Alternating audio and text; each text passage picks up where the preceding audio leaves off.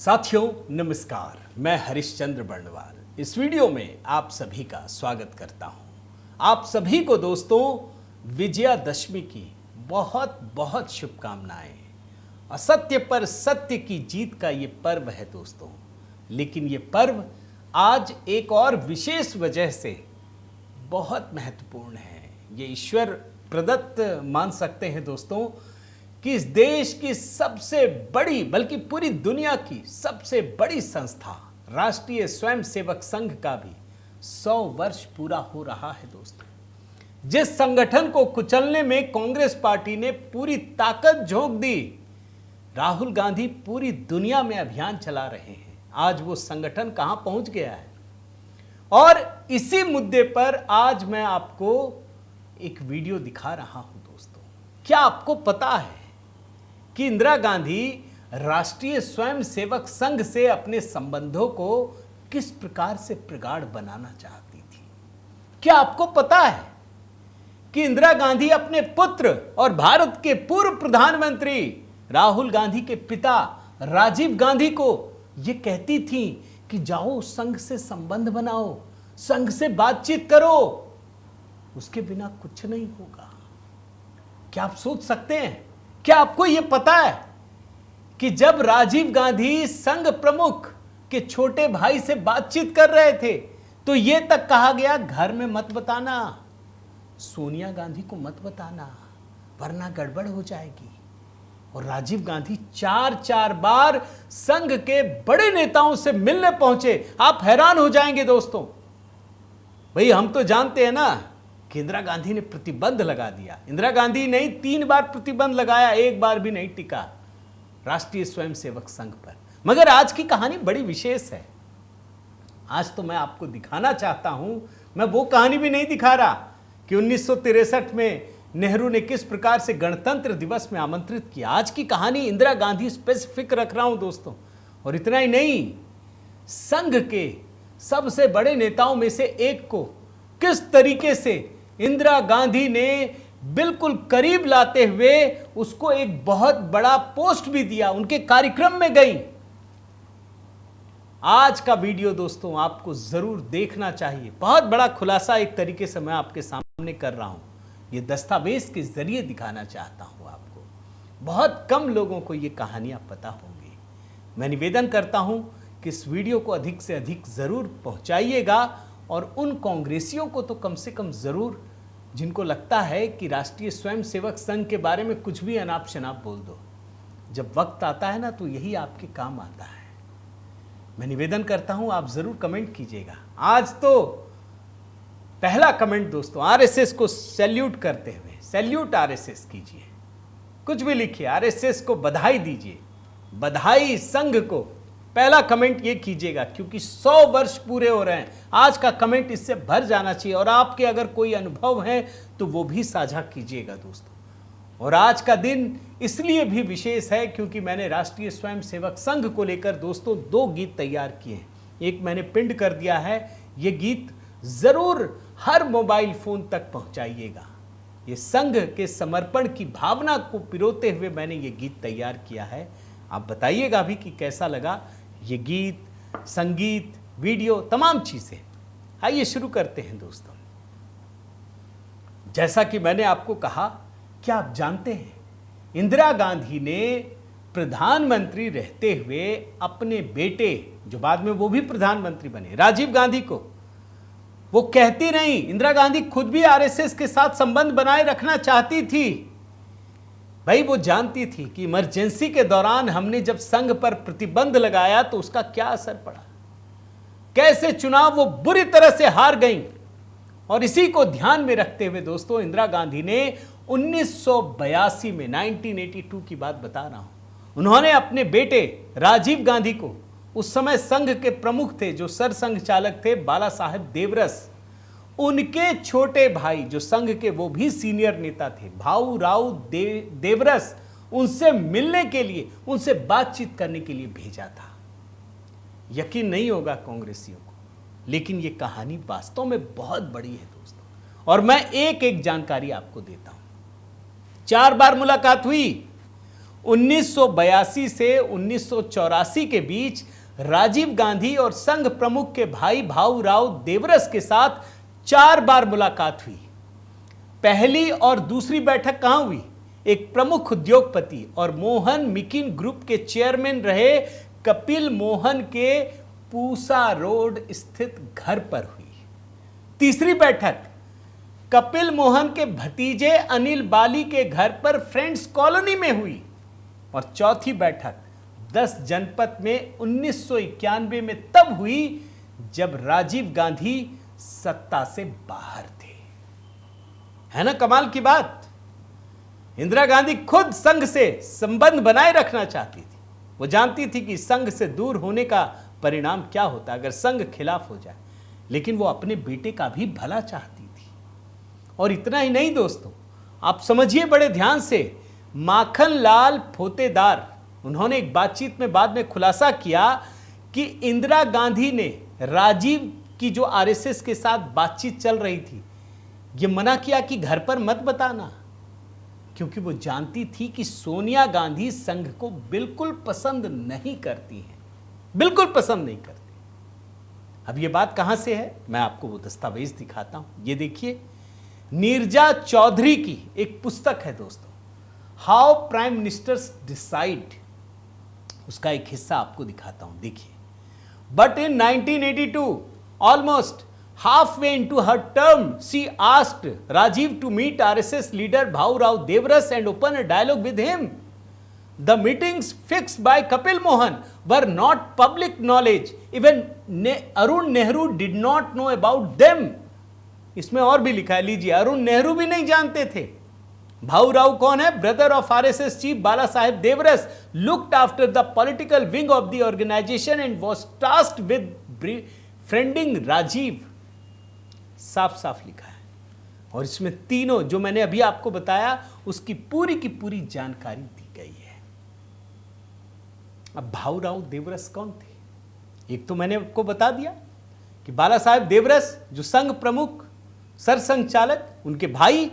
जरा देखिए क्या है, इनका परिचय दिखाता हूं। 5 नवंबर 1916 में नागपुर में जन्म, 1992 तक जीवित रहे। शुरुआती दिनों में ही डॉक्टर हेडगेवार के संपर्क में आए। विद्यार्थी जीवन पूर्ण हुआ तो संघ कार्य के लिए लखनऊ गए। वहां पढ़ाई पूरी करने के बाद 1939 में पढ़ाई को छोड़ करके पूर्णकालिक संघ में काम करने लगे। उत्तर प्रदेश के प्रांत प्रचारक बने। अब देखिए, बिहार दिल्ली में भी संघ का कार्य किया और सह सर कार्यवाह का दायित्व निभाया। दोस्तों, ये है, और इन्हीं से राजीव गांधी की लगातार बातचीत चल रही थी। राजीव गांधी की किसके कहने पर? इंदिरा गांधी के कहने पर। क्यों? क्योंकि इंदिरा गांधी को डर लग गया था। वो समझ गई थी कि अगर संघ हमारे खिलाफ हो गया तो क्या हो सकता है, और ये ताकत वो देख चुकी थी। संघ पॉलिटिकल चीजों में हस्तक्षेप नहीं करता दोस्तों। ठीक है, लोग कहानी बनाने दीजिए, लेकिन संघ ऐसा करता नहीं है, ये बात आप समझ लीजिए। लेकिन जब संघ को लगता है कि देश हित में उसकी जरूरत है तो वो आगे बढ़ता है। ये मैं आज के दिन में पूर्ण विश्वास के साथ कह सकता हूं दोस्तों। और अब तो मेरी एक पुस्तक भी इस पर आ रही है, इंतजार कीजिए, आपको मजा आएगा। और इंदिरा गांधी का एक और चीज बताता हूं कि चलिए, ये एक घटना है, दूसरी घटना जोड़ता हूं, आपको समझ में आ जाएगा। वो निश्चित रूप से राष्ट्रीय स्वयंसेवक संघ के साथ एक बड़ा घनिष्ठ संबंध बनाए रखना चाहती थी।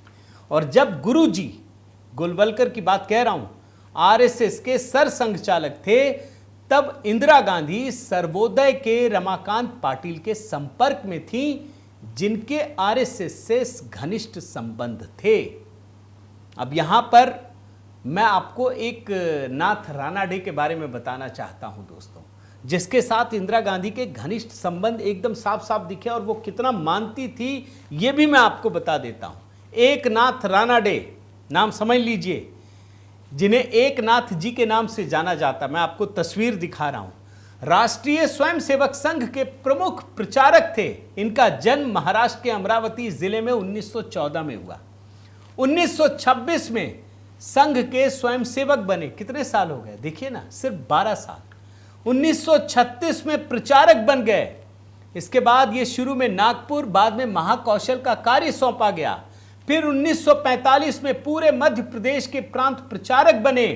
फिर 1950 में पूर्वोत्तर भारत का काम देखा और 1956 से 1962 तक सर कार्यवाह रहे।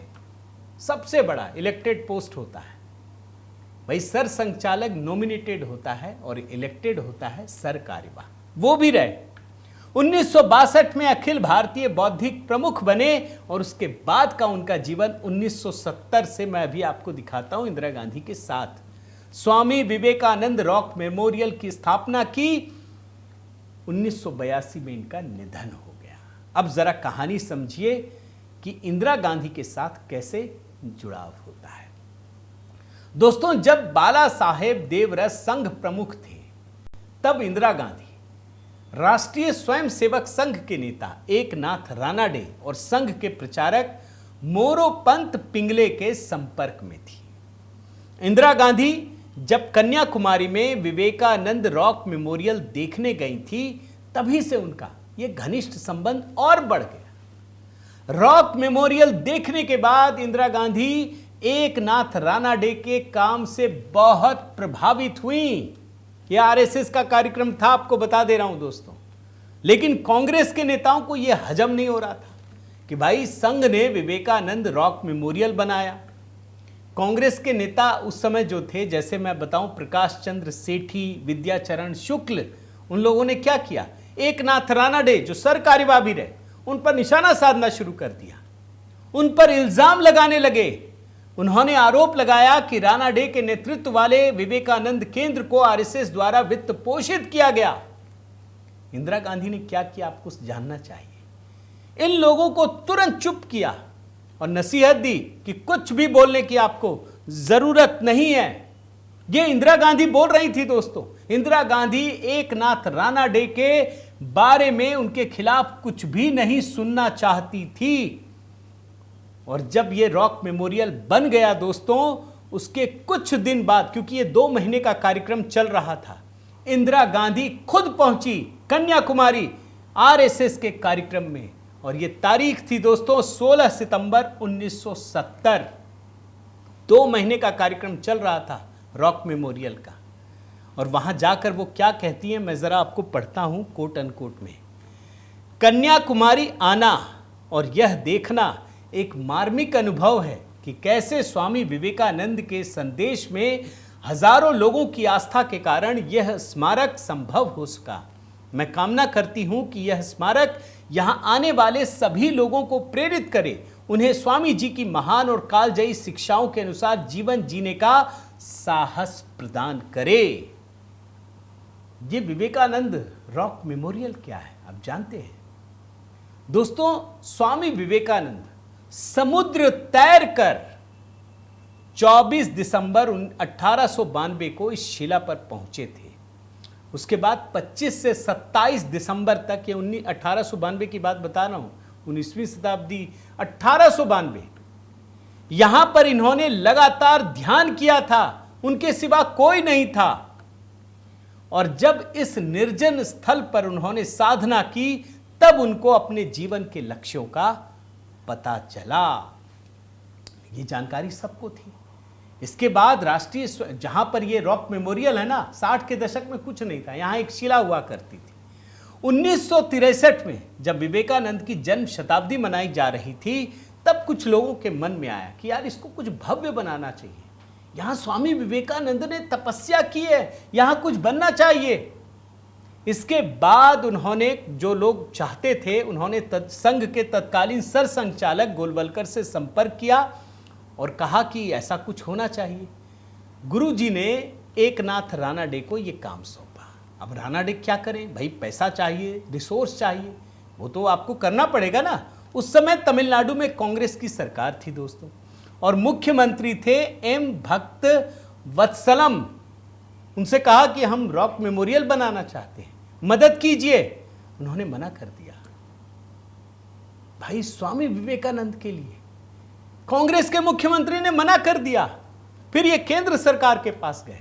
नेहरू सरकार में संस्कृति मंत्री हुमायूं कबीर, वो मदद करेंगे आपको लगता है? कोई मदद नहीं की। लेकिन राणा डे ने दोस्तों हार नहीं मानी। वैसे भी सच्चे स्वयंसेवक थे, उन्होंने दिन रात एक कर दिया। 3 दिन के भीतर आप सोचिए कितनी मेहनत की होगी कि इस स्मारक के समर्थन में 323 सांसदों के हस्ताक्षर करवा लिए और सरकार पर दबाव पड़ा और उसके बाद इस स्मारक के निर्माण की मंजूरी मिली। उसके बाद तो पैसे चाहिए थे ना, क्या करें? आप जानते हैं संघ की ताकत क्या है। संघ तो वैसे भी किससे पैसे नहीं लेता। कहा गया कि भैया इसमें सारे लोग सहायता कीजिए। और आप जानकर आश्चर्य करेंगे दोस्तों कि जो संघ के स्वयंसेवक थे ना, उस समय की बात बता रहा हूं, संपूर्ण भारतवर्ष में 30 लाख लोगों से संपर्क किया गया और सबसे 1 रुपया 5 रुपया जो जिस तरीके से दे सके पैसे जुट गए। भाई अभी राम मंदिर में देखिए ना, कोई भी धनाढ्य आता बोलता हम बना देंगे, लेकिन ऐसा नहीं किया।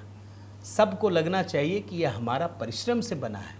यह निर्माण शुरू हो गया दोस्तों और 2 सितंबर 1970 को तत्कालीन राष्ट्रपति वीवी गिरि ने इसका उद्घाटन किया और बाद में इंदिरा गांधी आई और एकनाथ राणा डे से कितना प्रसन्न हुई ये भी आप समझ लीजिए। जो सर कार्यवाह थे इतना प्रसन्न हुई, इतनी प्रभावित हुई कि उन्होंने राणा डे को भारतीय सांस्कृतिक संबंध परिषद यानी ICCR का सदस्य भी बनाया। तो जो लोग जानते हैं कि संघ को कुचलने में कांग्रेस की सरकारों ने, गांधी परिवार ने इतनी ताकत लगा दी, उसी गांधी परिवार ने ये कोशिश की कि इसको भी अपना एक मतलब जैसे कहते हैं ना कि बाकी संगठन टुकड़ों पर पलते हैं ना, ये कोशिश की थी, संभव नहीं हो पाया। अरे जब डॉक्टर साहब ने नेहरू, गांधी, सुभाष चंद्र बोस तमाम बड़े लोगों के रहते एक नए संगठन की नींव रखी जो भारतीय संस्कृति पर आधारित था, तो ये गांधी परिवार कैसे कर पाता? और इसीलिए दोस्तों ये रह रहकर जहर निकलता है। लेकिन गनीमत मानिए कि इस देश में इतनी शक्ति है कि उस शक्ति को संजोकर राष्ट्रीय स्वयंसेवक संघ आज 100 वर्ष पूरे कर रहा है। और इसीलिए मैं कह रहा हूं दोस्तों, आज का दिन इनको सैल्यूट करने का दिन है। संघ को बधाई दीजिए, इस कमेंट में भर दीजिए, जो आपके अनुभव हैं वो साझा कीजिए। उम्मीद करता हूं ये वीडियो आपको पसंद आया होगा। अगर आपने चैनल सब्सक्राइब नहीं किया है दोस्तों तो ज़रूर कीजिए, लाइक कीजिए, बेल आइकन दबाइए। और आज का वीडियो दोस्तों, आज का गीत भी राष्ट्रीय स्वयंसेवक संघ को लेकर है, तो इस गीत को अपना प्रेम और स्नेह ज़रूर दीजिएगा। बहुत बहुत धन्यवाद। जय सिया राम।